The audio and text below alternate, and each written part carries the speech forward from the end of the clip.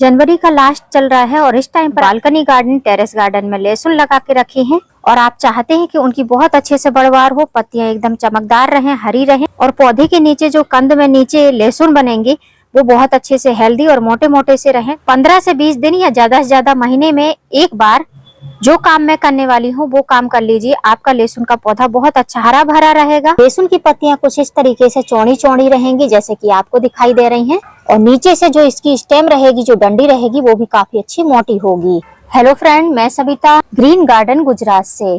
मैं जिस भी पौधे में कोई भी काम करती हूँ तो आपके साथ में वीडियो जरूर शेयर करती हूँ। आज मैं लहसुन के पौधे में कुछ काम करने वाली हूँ। यहाँ पर आप देख रहे हैं लहसुन छोटे छोटे से जो किचन की बास्केट रहती हैं उन्हीं में लगे हुए हैं, क्योंकि ये वेस्ट मटेरियल हैं। लहसुन के पौधों को लगाना बहुत आसान होता है। किचन में जो कलियां रहती हैं उन्हीं से आप लहसुन को ग्रो कर सकते हैं। लहसुन की कलियों को अगर आप लगाते हैं तो 15 से 20 दिन या 25 दिन में आपको बहुत अच्छे से उसकी हार्वेस्टिंग मिलने लगती है। जैसे कि यहाँ पर आप देख रहे हैं ये पत्ता गोभी का पौधा है, लेकिन मैंने साइड में लहसुन लगा दिया है। लहसुन लगाने से आपको प्रॉफिट क्या होता है कि जो कीट पतंग लगते हैं पौधों में वो नहीं लगते हैं। तो जिस भी गमले में जहां भी जगह दिखाई दे आपको लहसुन थोड़े से लगा देने चाहिए। अब मेरे लहसुन को आप देखेंगे पत्तियां भी काफी अच्छी चौड़ी दिख रही होंगी और नीचे से इसका स्टेम भी काफी अच्छा मोटा दिखाई दे रहा है।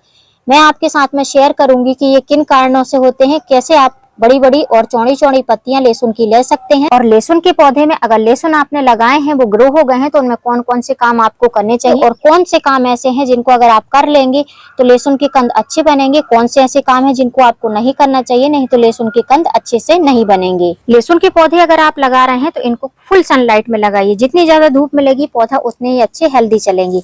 अगर नीचे सरफेस में सूखी पत्तियां हैं तो उनको आप हटा लीजिए या फिर क्लीनिंग करके आप टाइम टू टाइम इनकी गुड़ाई करते रहिए। और लहसुन एक ऐसी फसल है किचन गार्डनिंग के लिए सबसे बेस्ट और कम देखभाल में चलने वाली फसल है। हार्वेस्टिंग आपको हफ्ते 10 दिन में काफी अच्छे से मुट्ठी भर भर के आपको इसकी हरी पत्तियां मिलती रहेंगी। अब जो आपको इसमें सूखी सूखी पत्तियां दिखाई दे रही हैं उनका रीजन ये है क्योंकि मैंने नीचे की पत्तियों को हार्वेस्ट नहीं किया। इसकी वजह से आपको यहाँ पर ये सूखी सूखी सी पत्तियां दिख रही हैं। तो इनको हम अभी नहीं हटा सकते हैं, अपने आप ही हट जाएंगी या फिर हटाएंगे तो काफी ज्यादा टाइम भी लगेगा। तो ये धीमे धीमे अपने आप ही सूख के झड़ जाएंगी। लहसुन के पौधे की आपको 7 से 10 दिन के अंदर निराई गुड़ाई जरूर करना चाहिए। मैं थोड़ा लेट हो जाती हूँ। अगर आप जितनी ज्यादा गुड़ाई करेंगे, मतलब जितनी ज्यादा सफाई रखेंगे और नीचे से मिट्टी को हल्का रखेंगे, उतना ही अच्छा लहसुन बनेगा। नीचे जो लहसुन के कलियां रहेंगी उनके साइज बड़े होंगे, इसको स्पेस मिलेगा और वो अच्छे से फैल पाएंगे। लहसुन की मिट्टी की निराई गुड़ाई करते हैं तो आपको याद रखना है कि मिट्टी थोड़ी सी सूखी होनी चाहिए, एकदम से सूखी नहीं होनी चाहिए, लेकिन थोड़ी सी मिट्टी सूखी होनी चाहिए। जैसे आप देख रहे हैं मिट्टी में ऐसे भुरभुरापन होना चाहिए। तो इस तरीके की मिट्टी रहेगी तो आप इसकी निराई गुड़ाई कर सकते हैं। तो अब मैं इसकी खुरपी से गुड़ाई करूंगी, मतलब डिगिंग करूंगी। इसकी जो खुरपी रहती है, जो पास पास में थोड़े पौधे रहते हैं, इनकी खुरपी का जो शेप रहता है थोड़ा छोटा रहता है, मेरा थोड़ा चौड़ा है, तो बचा बचा के करना पड़ेगा। और जमीन में रहता है तो आसान रहता है। जब हम सीमित स्पेस में गार्डनिंग करते हैं, लहसुन वगैरह लगाते हैं, प्याज लगाते हैं, तो गुड़ाई वगैरह करना थोड़ा सा टफ हो जाता है। तो इस तरीके से हमको गुड़ाई करना है। पहले गुड़ाई कर देती हूँ, फिर मैं आपको दिखाती हूँ। अब आप देख सकते हैं मिट्टी की मैंने अच्छे से गुड़ाई कर दी है। ये काम अगर आप 7 से 10 दिन के अंदर करते हैं तो और भी अच्छा रहेगा, और यदि टाइम नहीं है तो मेरी तरह 20 दिन 25 दिन में आप इसको ट्राई कर सकते हैं। लेकिन अगर आपके पास में टाइम है तो मैं यही बोलूंगी कि 7 से 10 दिन के अंदर आप गुड़ाई करिए और पौधे में अच्छे से खाद दीजिए। जो लहसुन की कलियां हैं वो बहुत अच्छे से बनेंगी, उसकी गांठें बहुत अच्छे से बनेंगी। हमको खाली लहसुन में 2 ही काम करने रहते हैं, एक गुड़ाई करना रहता है, दूसरी खाद देनी रहती है। अब लहसुन कंद वर्गीय फसल है तो इसको फास्फोरस रिच खाद बहुत पसंद होती है, लेकिन साथ ही साथ इसमें पत्तियां हरी रहती हैं तो साथ में इसको हमको नाइट्रोजन भी देना रहता है। तो फास्फोरस में आप डिफरेंट तरीके से फास्फोरस दे सकते हैं। जैसे कि मैं देने वाली हूँ ये है प्रॉम फर्टिलाइजर, जिसको डाई अमोनियम फास्फोरस बोलते हैं। ये प्रॉम फर्टिलाइजर डीएपी ही रहती है, लेकिन ऑर्गेनिक डीएपी रहती है, बायो डीएपी।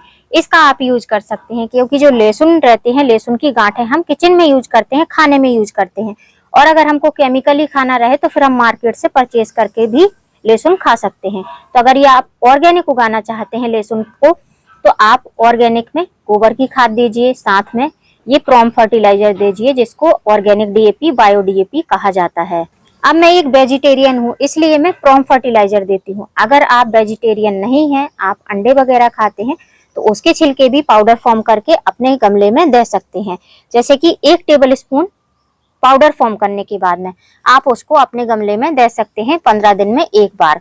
क्योंकि वो जल्दी से डिकम्पोज नहीं होते हैं, तो इसलिए आप उसका भी यूज कर सकते हैं। या फिर आप बोन मील का यूज कर सकते हैं। बोन मील जानवरों की हड्डियों का चूरा रहता है, वो एक वेजिटेरियन के लिए ठीक नहीं रहता है, लेकिन जो लोग वेजिटेरियन नहीं रहते हैं वो लोग इसका यूज कर सकते हैं। अब मैंने ये जो प्रोम फर्टिलाइजर है ये 1 से 1.5 टेबल स्पून ले लिया है, क्योंकि ये ऑर्गेनिक फर्टिलाइजर है, इसका मैंने यूज किया है। और अगर आप केमिकल डीएपी का यूज कर रहे हैं तो इतने बड़े गमले में आपको 8 से 10 दाने से ज्यादा बिल्कुल भी नहीं डालना है, क्योंकि वो गर्म भी रहता है और हमारे यहाँ पर धूप काफी अच्छी होती है और हवाएं भी चलती हैं, तो दोपहर को धूप बहुत ज्यादा होगी। ज्यादा आप केमिकल डीएपी डाल देंगे तो ये जो गांठें हैं नीचे से बन रही हैं ये सारी ही सूख जाएंगी। तो अगर केमिकल डीएपी डाल रहे हैं तो 8-10 दाने से ज्यादा मत डालिए। और इस तरीके से अगर ऑर्गेनिक डीएपी डाल रहे हैं तो 1 से 1.5 चम्मच आप इसमें डाल सकते हैं। यदि आपने बहुत सारे पौधे लगा रखे हैं, बहुत सारी कलियां लगा रखी हैं और खाली पौधे के लिए अगर आप डालना चाहते हैं तो 1 दाना या 2 दाना इनफ है। केमिकल में और ऑर्गेनिक में आप 4 दाने एक पौधे में डाल सकते हैं। अब जैसे इसमें मैंने प्रोम फर्टिलाइजर डाला है, सेम यही फर्टिलाइजर मैं अपने इस वाले पौधे में भी डालने वाली हूँ। तो इसमें भी इसी तरीके से स्प्रिंकल कर दूंगी, ऐसे डाल देना है। आप चाहो तो इसको पाउडर फॉर्म करके ग्राइंडर जार में ग्राइंड करके भी डाल सकते हो, पानी में मिक्स करके भी डाल सकते हो। इस तरीके से डालोगे तो थोड़ा सा 10-15 दिन तक चलेगा। पाउडर फॉर्म में डालोगे जल्दी असर होगा, फिर आपको दूसरा भी जल्दी डालना पड़ेगा। अब जब ये जो लहसुन के कंद रहते हैं उनको बड़ा करने के लिए हमको फास्फोरस डालना था, तो मैंने इसमें प्रोम फर्टिलाइजर डाल दिया है। अब उसके बाद में पत्तियों को हरा करने के लिए हमको इसमें नाइट्रोजन युक्त फर्टिलाइजर देना है, जिससे कि पौधे की अच्छे से ग्रोथ होती रहे। उसके लिए मैं हमेशा यूज करती हूँ सड़ी हुई गोबर की खाद। बर्मी कंपोस्ट है तो आप बर्मी कंपोस्ट भी यूज कर सकते हैं। अब इसको कुछ नहीं करना है, ऐसे मुट्ठी में लेना है और इस तरीके से स्प्रिंकल कर देना है। बस इतना ही करना है कि जो हमने ये फर्टिलाइजर डाला है दानेदार फॉर्म में, ये ढक जाना चाहिए, इतना ही हमको करना है। तो इसको कर लेती हूँ, फिर मैं आपको दिखाती हूँ। अब इसमें मैंने ये पूरा प्रोसेस कर दिया है, गोबर की खाद को अच्छे से स्प्रिंकल कर दिया है। अगर आपके पास में गोबर की खाद या बर्मी कंपोस्ट कम मात्रा में है तो गुड़ाई करने के पहले ही आप इसमें प्रोम फर्टिलाइजर या डीएपी या बोन मील या एग सेल्स जो अंडे की छिलके रहते हैं उनको डाल लीजिए। उसके बाद में इसकी गुड़ाई करिए, जिससे कि दाने नीचे चले जाएंगे।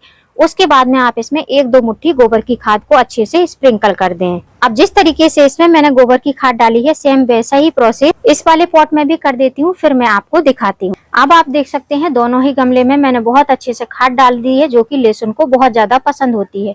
दोनों ही काम बहुत अच्छे से कर दिए हैं। अब यदि आपने इतना सारा लहसुन नहीं लगा रखा है, खाली 1-1, 2-2 कलियां कहीं कहीं गड़ा कर रखी हैं, तो उसमें कैसे फर्टिलाइजर देते हैं वो भी मैं दिखा देती हूँ। जैसे कि यहाँ पर आप देख रहे हैं ये लहसुन का पौधा बन चुका है। एक कली लगाई थी जो कि बहुत अच्छे से बड़ी हो गई है। अब इसमें हमको फर्टिलाइजर देना है, तो आप कर क्या सकते हैं, पहले इसकी आप साइड में गुड़ाई करिए। मैंने 2-3 दिन पहले ही गुड़ाई करी थी, मिट्टी थोड़ी सी गीली है इसलिए अभी नहीं करूंगी गुड़ाई इसकी, नहीं तो इसकी रूट डैमेज हो जाएंगी। अब इसमें खाद देना है तो आपको करना क्या है कि साइड में ऐसे आपको होल बना लेना है। अगर आप मेरी तरह प्रोम फर्टिलाइजर दे रहे हैं और 4 होल बनाएंगे और 4 दाने इस तरीके से 4 होल में ऐसे डाल देंगे। 4 से 6 दाने भी आप डाल सकते हैं, कोई दिक्कत नहीं है। या एक ही जगह पर आप 4 दाने 6 दाने एक बार में डाल सकते हैं।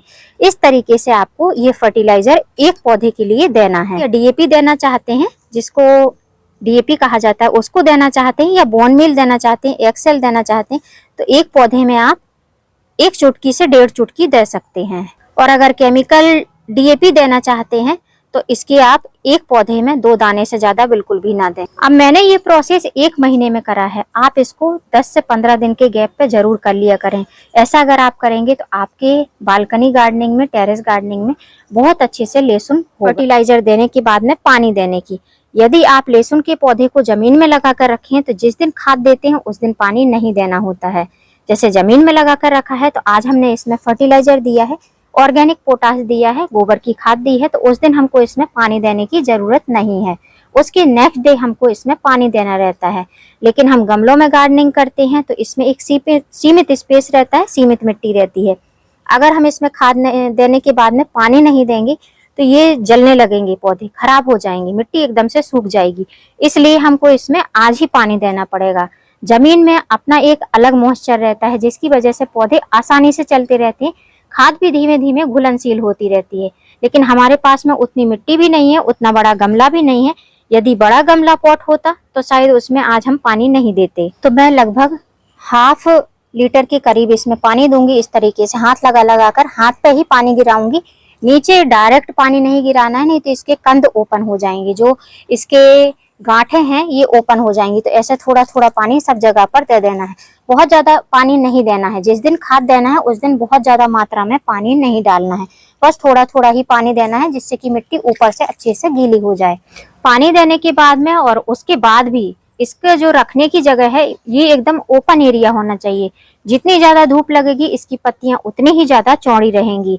ये जो आप प्लांट देख रहे हैं ये थोड़े से कम हेल्दी दिखाई दे रहे हैं, और ये जो प्लांट देख रहे हैं आप ये आपको काफी हेल्दी लग रहे होंगे। इनकी पत्तियां भी काफी ज्यादा चौड़ी हैं। उसका जो रीजन है बस वो खाद ही है।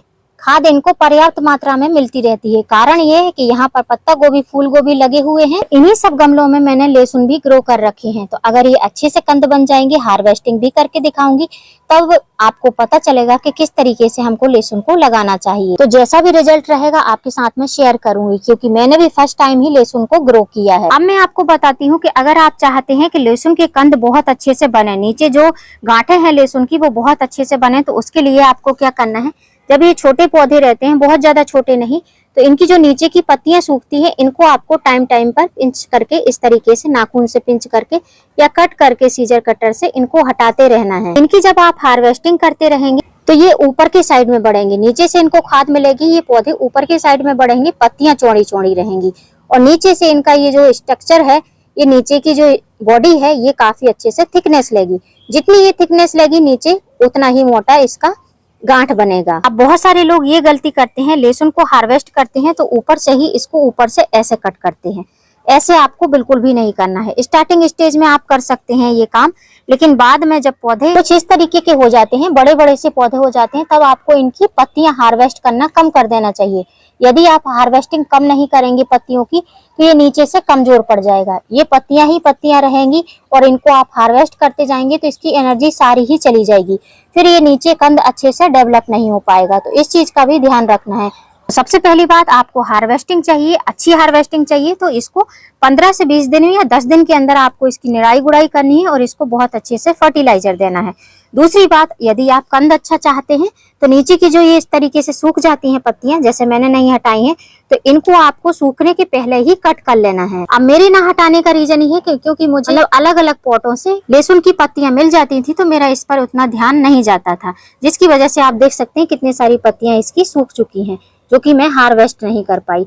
तो ऐसी गलती आपको नहीं करना है, इनकी हार्वेस्टिंग करते जाना है। इनकी हार्वेस्टिंग करेंगे तो पौधा भी ऊपर की साइड बड़ा बड़ा होगा और इसके नीचे से कंद भी अच्छे बनेंगे। और तीसरी सबसे जरूरी बात, बहुत ज्यादा हार्वेस्टिंग नहीं करना है, ऊपर से बिल्कुल भी पौधे को कट नहीं करना है। जैसे इधर से सीजर मार देते हैं, ऊपर की पत्तियां कट कर लेते हैं, फिर खाली ये डंठल डंठल बचता है, ऐसा नहीं करना है। ऐसे करेंगे तो खाली आपको पत्तियां मिलेंगी, नीचे से लहसुन की गांठें नहीं मिल पाएंगी। तो उम्मीद करती हूँ फ्रेंड वीडियो हेल्पफुल रहा होगा। वीडियो अच्छा लगा हो तो वीडियो को लाइक करना, चैनल पे न्यू है तो चैनल को सब्सक्राइब करना बेल आइकन के साथ, और यदि कोई भी क्वेश्चन है तो क्वेश्चन को कमेंट बॉक्स में ड्रॉप कर देना। फिर मिलूंगी किसी नई वीडियो में नए टॉपिक के साथ, तब तक के लिए हैप्पी गार्डनिंग।